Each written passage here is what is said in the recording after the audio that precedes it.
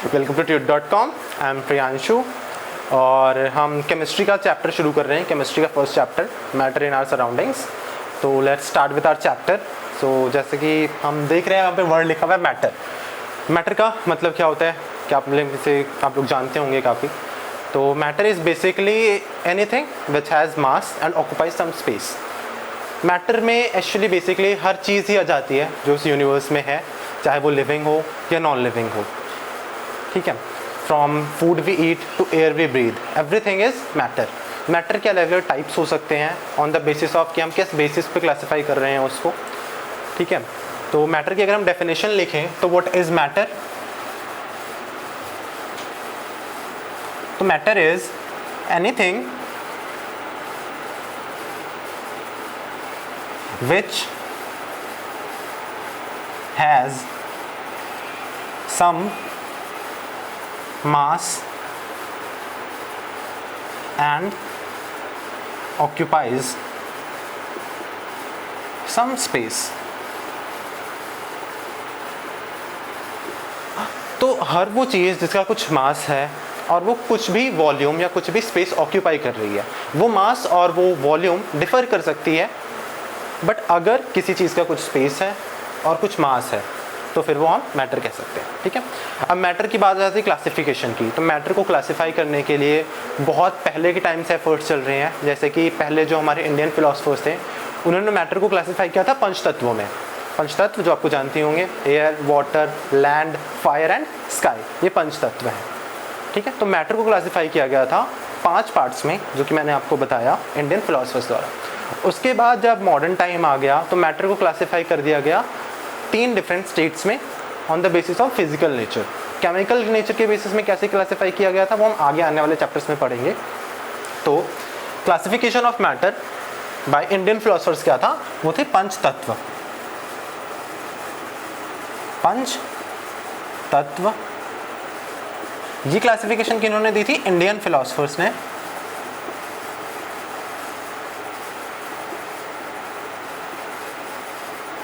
जिसमें क्या क्या आ रहा था आपका? सबसे पहले air, water, sky, land and fire. तो ये 5 चीज़ें थी जो मैटर को कवर अप करते थे, air, water, sky, land and fire. उसके बाद मॉडर्न टाइम में फिजिकल नेचर के बेसिस पे मैटर को क्लासिफाई किया गया सॉलिड्स, लिक्विड्स और गैसेस में। ठीक है, तो सॉलिड, लिक्विड एंड गैसेस, अब इनकी प्रॉपर्टीज़ कुछ अलग अलग होती हैं, कुछ प्रॉपर्टीज़ अलग अलग होती हैं, तभी इनको अलग अलग टाइप्स में क्लासिफाई किया गया है। ठीक है,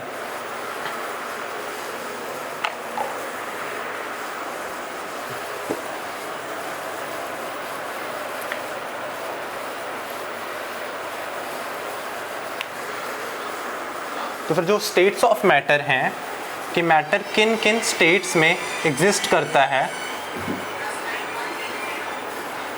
वो 3 है।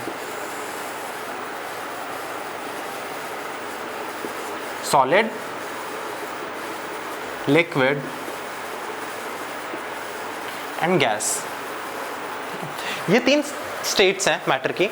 ठीक है, अब सॉलिड स्टेट की कैरेक्टरिस्टिक प्रॉपर्टीज लिक्विड स्टेट की प्रॉपर्टीज से अलग होती हैं और ऐसा ही सेम गैस स्टेट की। इन तीनों स्टेट्स की कुछ प्रॉपर्टीज एक दूसरे से डिफरेंट, वो प्रॉपर्टीज क्या है हम आगे चल के पढ़ेंगे। ठीक है, बट जब बात आई मैटर की बेसिकली, तो मैटर किस चीज़ से मिलके बना होगा? तो मैटर बना होता है बहुत सारे स्मॉल पार्टिकल्स से मिलके बने होने का। जो पार्टिकल्स अलग अलग स्टेट्स में अलग अलग हो सकते हैं या अलग अलग ऑब्जेक्ट्स में अलग अलग हो सकते हैं, उनके बीच की प्रॉपर्टीज़ अलग अलग हो सकती हैं, बट सारे मैटर किससे बने हैं? पार्टिकल्स के।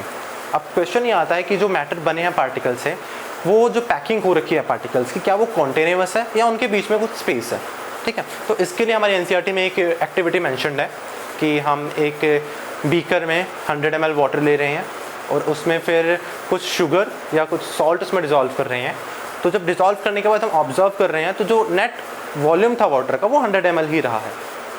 100 ml स्टार्टिंग में था, उसके बाद हमने कुछ अमाउंट शुगर या सॉल्ट की डिज़ोल्व की, लेकिन उसके बाद भी नेट वॉल्यूम जो रहा उस सॉल्यूशन का वो 100 ml ही रहा। ठीक है, तो यहाँ से हम ये ऑब्जर्व कर सकते हैं कि जो वाटर के पार्टिकल्स थे, हमने बीकर में वाटर लिया था, उसमें जो पार्टिकल्स थे उनके बीच में कुछ स्पेस रही होगी। और उन्हीं स्पेस में जाके जो हमारा डिजॉल्व सॉल्ट या शुगर है वो फिट इन हो करेगा।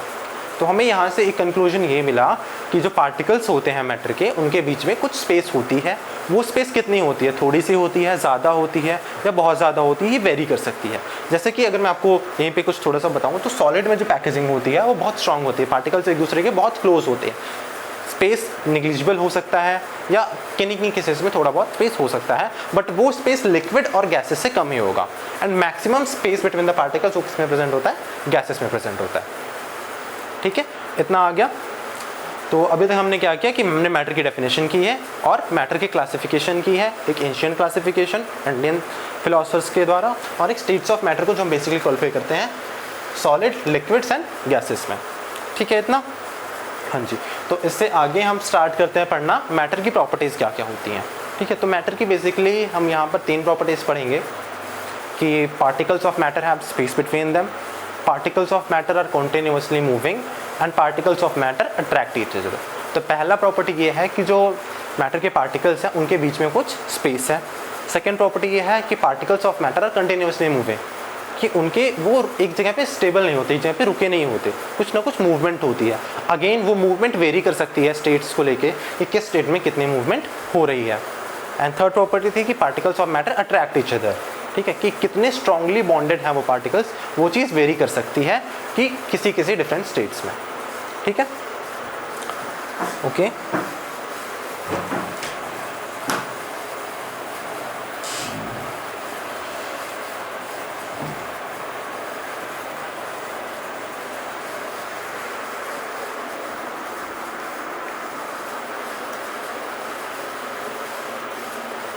हाँ जी, तो पहली प्रॉपर्टी हमने क्या पढ़ी कि particles of matter have space between them. ठीक है, दूसरा हमने क्या पढ़ा कि particles of matter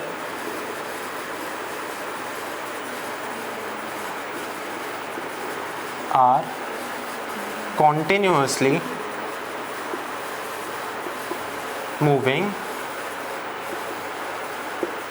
and third is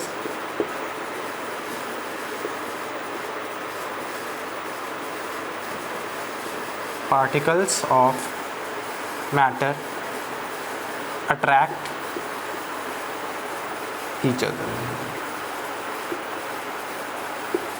ठीक है, तो पहली जो प्रॉपर्टी है particles of matter have space between them, उसके लिए जो हमने एक्टिविटी की थी कि हमने वाटर में शुगर या सॉल्ट को डिसॉल्व किया था, तो वहाँ से ये चीज़ क्लियर हो जा रही है कि जो लिक्विड था, जो वाटर था, उनके पार्टिकल्स के बीच में कुछ स्पेस थी जिसमें जाके डिसॉल्व शुगर या सॉल्ट फिट इन कर गई। ठीक है, नेक्स्ट जो हमारी प्रॉपर्टी के particles of matter are continuously moving, कि जो मैटर है के पार्टिकल्स हैं वो कंटिन्यूसली मोशन में होते हैं।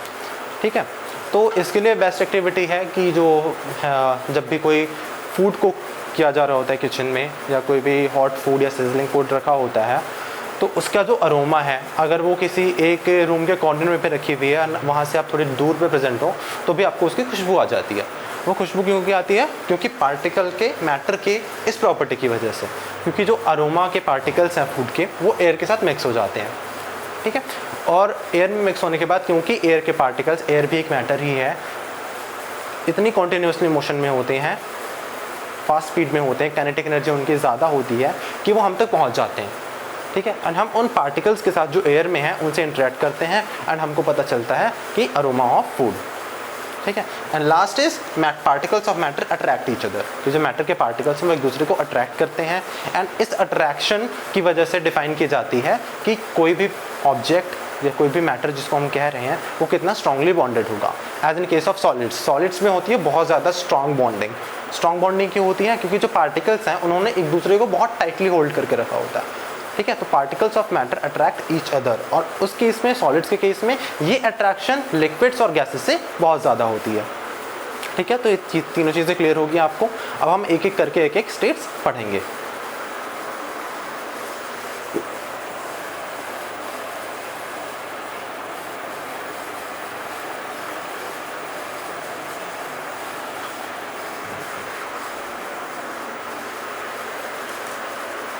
ठीक है, तो पहला हमारा जो स्टेट है वो है सॉलिड स्टेट।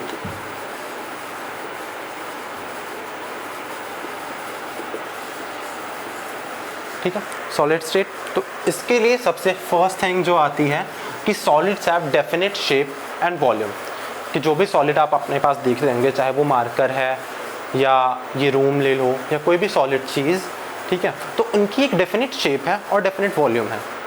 ठीक है, उसकी शेप डिफाइन कर दी गई है या उसको उसी शेप में बनाया गया है, तो वो ऐसे ही रहेगी अनटिल और अनलेस हम कोई एक्सटर्नल फोर्स उस पर लगाते हैं जिसकी वजह से वो ब्रेक हो जाएगी या उसकी शेप में हल्का थोड़ा बहुत सा चेंज आ जाएगा। ठीक है, लेकिन बेसिकली क्या होता है कि solids have definite shape and definite volume.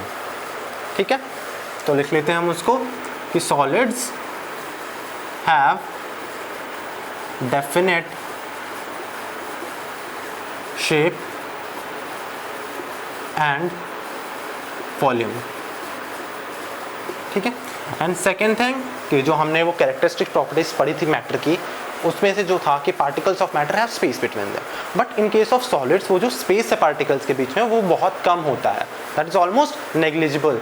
And that is the reason कि हम जब किसी भी सॉलिड को कंप्रेस करने का ट्राई करते हैं तो कंप्रेसिबल नहीं होते हैं। क्यों? क्योंकि पार्टिकल्स के बीच में स्पेस ही नहीं है, तो वो दबेंगे कैसे? डजंट मैटर हम जितना भी प्रेशर क्यों ना अप्लाई कर लें। ठीक है, तो particles have almost negligible space between them. ठीक है, पार्टिकल्स ऑफ सॉलिड्स, जो सॉलिड के मैटर उनके बीच में स्पेस बहुत कम होगा, and that is the reason they are incompressible. ठीक है, एंड थर्ड कैरेक्टरिस्टिक प्रॉपर्टी कि जो अट्रैक्शन होती है पार्टिकल्स ऑफ मैटर में इन केस ऑफ सॉलिड्स वो बहुत स्ट्रांग होती है। ठीक है, दैट इज रीज़न कि हमें सॉलिड को ब्रेक करने में बहुत ज़्यादा एफर्ट लगाना पड़ता है या फोर्स लगानी पड़ती है as comparative to liquid and gases. उनको स्प्लिट करने में और सॉलिड्स को स्प्लिट करने में हमें ज़्यादा फोर्स किसमें लगानी होगी? सॉलिड्स में। तो particles of matter, particles of solids basically have strong force of attraction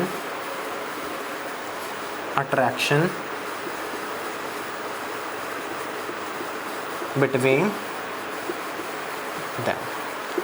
और जो एक और प्रॉपर्टी आती है वो ये है कि जो सॉलिड के पार्टिकल्स हैं वो टाइटली बॉन्डेड है। हमने लिखा कि वो बहुत ज़्यादा स्ट्रॉन्ग फोर्स से अट्रैक्टेड है, तो बहुत ज़्यादा टाइटली बॉन्डेड है। तो उनकी जो मूवमेंट होगी, ये जो हमने बोला कि particles of matter continuously moving, in case of solids जो पार्टिकल्स हैं वो बहुत ज़्यादा टाइटली बॉन्डेड हैं, टाइटली स्ट्रांगली अट्रैक्टेड हैं, तो फिर रिस्ट्रिक्टेड रोटेशन, रिस्ट्रिक्टेड मूवमेंट होगी उनमें, रोटेशन भी और मूवमेंट भी रिस्ट्रिक्टेड होगी। ठीक है, तो यहाँ पे हम क्या लिखेंगे कि movement of particles is very restricted.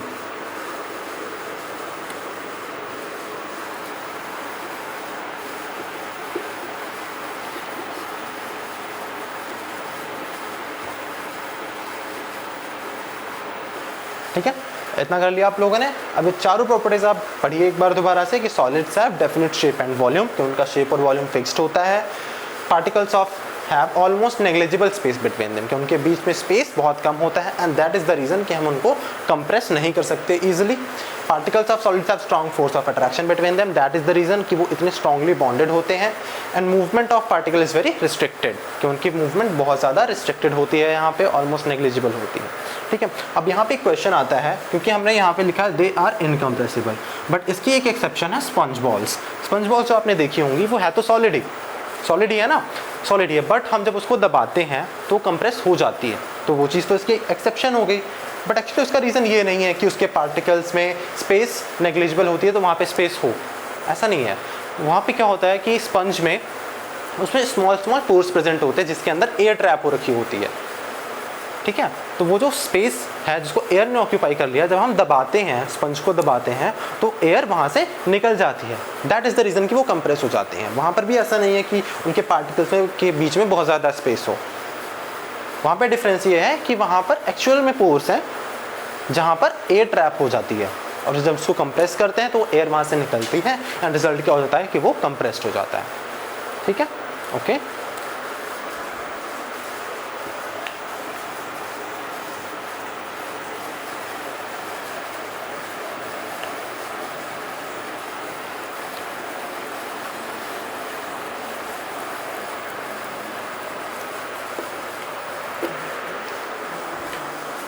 ठीक है, तो सेकंड स्टेट है हमारी कौन सी स्टेट? Liquid state.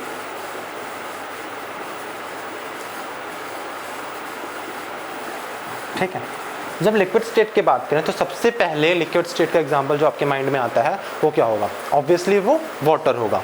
ठीक है, लिक्विड की बात करते हैं तो हमारे माइंड में सबसे पहले क्या आता है? वाटर आता है। ठीक है, तो लिक्विड स्टेट में हम वाटर को एज ए एग्जाम्पल मान के अपने माइंड में सेट करके चलेंगे कि जो भी हम कैरेक्टरिस्टिक्स लिखेंगे वो वाटर से कोरिलेट करेंगे। ठीक है, तो पहले ऑब्वियसली जैसे कि हमने सॉलिड्स के केस में लिखा कि solids have definite shape and volume, कि उनका शेप और वॉल्यूम दोनों ही फिक्स्ड है। बट वैसा लिक्विड के केस में नहीं होता। लिक्विड के केस में क्या होता है कि अगर आपने लिक्विड को ग्लास में रखा तो ग्लास की शेप में आ जाएगी, लिक्विड को किसी दूसरे कंटेनर में रखा तो उसकी शेप में आ जाएगी, लिक्विड को आपने कप की शेप में रखा तो वो कप की शेप में आ जाएगी। तो बेसिकली हो क्या रहा है कि लिक्विड के पास कोई डेफिनेट शेप एंड वॉल्यूम नहीं है, आप उसको जिस तरह के कंटेनर में डाल रहे हो, ठीक है, तो जिस शेप का वो कंटेनर होता है उसी शेप को लिक्विड ले लेती है। ठीक है, आपने वाटर को पोर कर दिया टैंक में या फिर ग्लास में, तो जिस शेप का ग्लास या जिस शेप का आपका टैंक है या कोई और कंटेनर है उसी शेप को ऑक्यूपाई कर लेगी वो लिक्विड। ठीक है, तो हम यहाँ पे लिखेंगे कि दे do not have definite shape and volume। ठीक है, and they occupy the shape of container in which they are present, कि वो जिस कंटेनर में होंगे उसी कंटेनर की शेप को ले लेंगे। ठीक है, सेकेंड थिंग कि इन केस ऑफ लिक्विड्स जो पार्टिकल्स होते हैं, particles have space between them. ठीक है, तो लिक्विड के केस में पार्टिकल्स के बीच में स्पेस होती है और वो स्पेस नेग्लिजिबल नहीं है जो सॉलिड्स के केस में थी, बट लिक्विड्स के केस में जो पार्टिकल्स में है वो स्पेस है। दैट इज़ द रीज़न कि अगर आप वाटर को हैंड से कट करना चाहो तो ईजिली आप अपना हैंड उसमें डाल सकते हो और वो दो पार्ट्स में डिवाइड हो जाता है कंटेनर अगर आपने ऐसे डाला है। तो वो क्यों होता है? क्योंकि उनके बीच में स्पेस है। जो हमने पहले एक्टिविटी भी बताई आपको कि वाटर लिया और उसमें हमने शुगर या सॉल्ट को डिजोल्व किया है और नेट वॉल्यूम उसका नहीं बढ़ा। ठीक है, क्यों? क्योंकि जो स्पेस प्रेजेंट था उसी को ऑक्यूपाई कर लिया किसने? वो शुगर या डिजोल्व सॉल्ट जो थे। ठीक है, थर्ड प्रॉपर्टी इसकी, ठीक है, कि इनके जो पार्टिकल्स होते हैं वो भी मोशन में होते हैं। लिक्विड्स के केस में मोशन क्या थी? रिस्ट्रिक्टेड थी, बट इनके केस में particles of liquids have movement. ठीक है, इनमें जो मोशन है वो रिस्ट्रिक्टेड नहीं होता। ठीक है,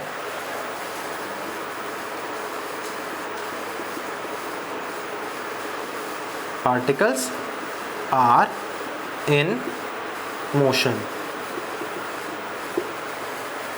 ठीक है, ये तीन प्रॉपर्टीज हो गई। एक चौथी प्रॉपर्टीज बताइए बची है, वो बताएंगे आप लोग कौन होगी, कौन सी प्रॉपर्टी होगी वो?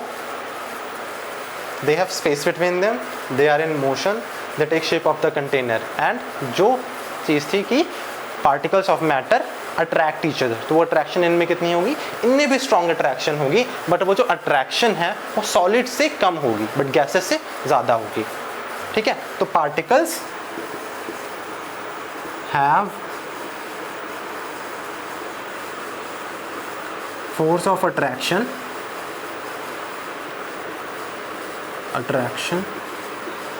Between them. ठीक है, तो ये चार प्रॉपर्टीज़ हैं इसकी। इससे अलग भी काफ़ी चीज़ें हैं जो लिक्विड स्टेट और सॉलिड स्टेट में आती हैं, वो जैसे जैसे हम आगे बढ़ेंगे हम करते रहेंगे। ठीक है, तो आज के लिए इस वीडियो लेक्चर के लिए बस इतना ही। अभी के लिए हमने सॉलिड स्टेट और लिक्विड स्टेट पढ़ लिया है। इसके बाद हम गैस स्टेट पढ़ेंगे और उसके बाद हम डिफ्रेंशिएट करेंगे सॉलिड, लिक्विड और गैस स्टेट के प्रॉपर्टीज़ को लेके।